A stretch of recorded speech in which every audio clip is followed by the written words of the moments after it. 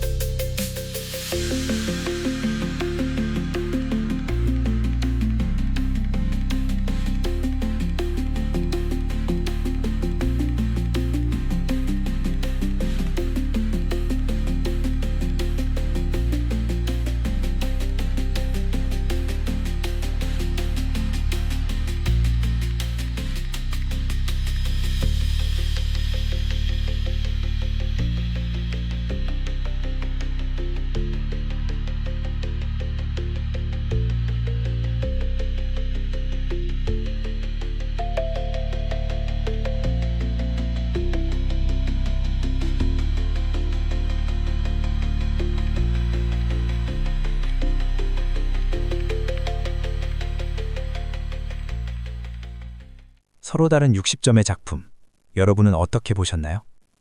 어떤 비너스는 여신처럼 신비로웠고, 어떤 비너스는 인간처럼 다가왔으며, 어떤 비너스는 단순한 존재가 아니라 욕망 그 자체처럼 보였을지도 모릅니다. 여기까지 흥미롭게 보셨다면 지금 좋아요를 눌러주세요. 다음 영상 제작 시 정말 큰 힘이 됩니다. 여기서 질문. 가장 마음에 드는 작품은 어떤 작품이었나요?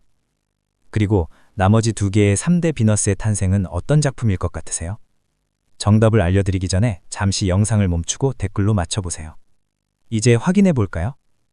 여기서 먼저 짚고 가야 할 게 3대 작품은 미술사에서 공식적으로 정해진 개념이 아니라 가장 많이 언급되는 세 작품 정도로 이해하는 것이 좋습니다.